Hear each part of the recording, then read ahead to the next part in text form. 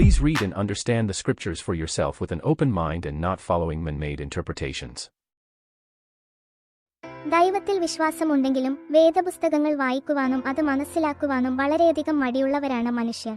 എന്നിരുന്നാലും കേവലം 80 വർഷങ്ങൾ മാത്രം നീണ്ടു നിൽക്കുന്ന ഈ ജീവിത കാലയളവിൽ ലൗകികമായ കാര്യങ്ങൾ സാധിച്ചെടുക്കുവാനും അനുഗ്രഹങ്ങൾ വാരിക്കൂട്ടുവാനും നമ്മൾ വളരെയധികം ആഗ്രഹിക്കുന്നു. അതിനായി തിരക്കുപിടിച്ച് പ്രാർത്ഥിക്കുവാനും നേർച്ചകൾ നടത്തുവാനും ആർക്കും ഒരു മടിയുമില്ല. എന്നാൽ ദൈവവചനത്തിൽ പറഞ്ഞിരിക്കുന്ന കാര്യങ്ങൾ എന്തെല്ലാമാണെന്ന് മനസ്സിലാക്കുവാൻ നമുക്ക് സമയമില്ല. 20 വർഷങ്ങൾ കുട്ടിക്കാലം, 20 വർഷങ്ങൾ വാർദ്ധക്യം, പോയിട്ട് 40 വർഷങ്ങൾ. ശരീരത്തിനു വേണ്ടി സമ്പാദിക്കുവാൻ നാം എന്തെല്ലാം ചെയ്യുന്നു? അവസാനം എന്ത് അവശേഷിക്കും? ശരീരം നിലനിൽക്കുമോ? ഇല്ല. ഒരുവൻ ലോകം മുഴുവൻ നേടിയാലും സ്വന്തം ആത്മാവിനെ നഷ്ടപ്പെടുത്തിയാൽ എന്ത് പ്രയോജനം? ദൈവത്തെ അന്വേഷിക്കുന്നതിനേക്കാൾ ദൈവത്തിന്റെ അനുഗ്രഹങ്ങളെ മാത്രം അന്വേഷിക്കുന്ന പ്രവണതയാണ് ഇന്നത്തെ മനുഷ്യരിൽ കൂടുതലായി കാണുന്നത്. ഇത് വിശ്വാസത്തിന്റെ അപൂർണമായ രൂപമാണ്. നമ്മൾ എന്തിന് ഈ ഭൂമിയിൽ വന്നുവെന്നോ ഇവിടെ ജീവിക്കേണ്ടത് എങ്ങനെയെന്ന് ചിന്തിക്കുവാനോ ആർക്കും താല്പര്യമില്ല. ജീവിതത്തിന്റെ ലക്ഷ്യം മനസ്സിലാക്കാത്ത ഒരാൾ എത്ര നേട്ടങ്ങൾ നേടിയാലും അവന്റെ ഉള്ളിൽ ഒരു ശൂന്യത നിലനിൽക്കും. രോഗങ്ങൾ മാറുവാനും പരീക്ഷകൾക്ക് ഉന്നത വിജയം നേടുവാനും നല്ല ജോലി ലഭിക്കുവാനും കൂടുതൽ പണം സമ്പാദിക്കുവാനും നമ്മൾ ആഗ്രഹിക്കുകയും പ്രാർത്ഥിക്കുകയും അതിനായി പ്രയത്നിക്കുകയും ചെയ്യുന്നു.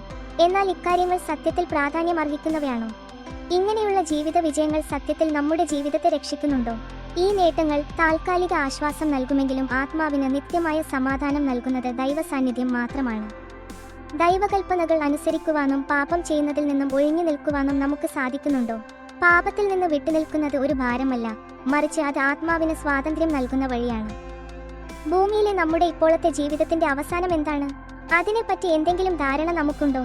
ക്രിസ്ത്യാനികൾ എന്ന് പറയുന്നവരിൽ പലരും പുനരുദ്ധാനത്തിൽ വിശ്വസിക്കുന്നില്ല എന്നുള്ളത് വളരെ സങ്കടകരമായ സത്യമാണ്. വിശ്വാസം വാക്കുകളിൽ മാത്രം നിലനിൽക്കാതെ പ്രവൃത്തികളിൽ പ്രതിഫലിക്കുമ്പോഴാണ് അത് യഥാർത്ഥമാകുന്നത്. 7000 വർഷങ്ങൾ പൂർത്തിയാവുമ്പോൾ പുതിയ ഭൂമിയിൽ പ്രവേശിക്കുവാൻ നമുക്ക് സാധിക്കുമോ? അതിനായി നാം ഈ ജീവിതത്തിൽ ചെയ്യേണ്ട കാര്യങ്ങൾ ശ്രദ്ധിക്കുന്നുണ്ടോ?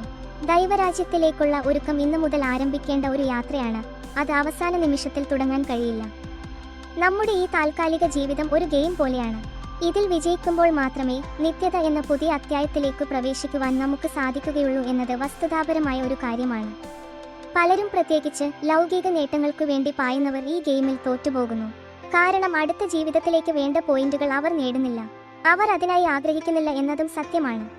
ദൈവത്തിന്റെ കാഴ്ചയിൽ വിജയം എന്നത് പണം, പദവി, പ്രശസ്തി എന്നിവയല്ല.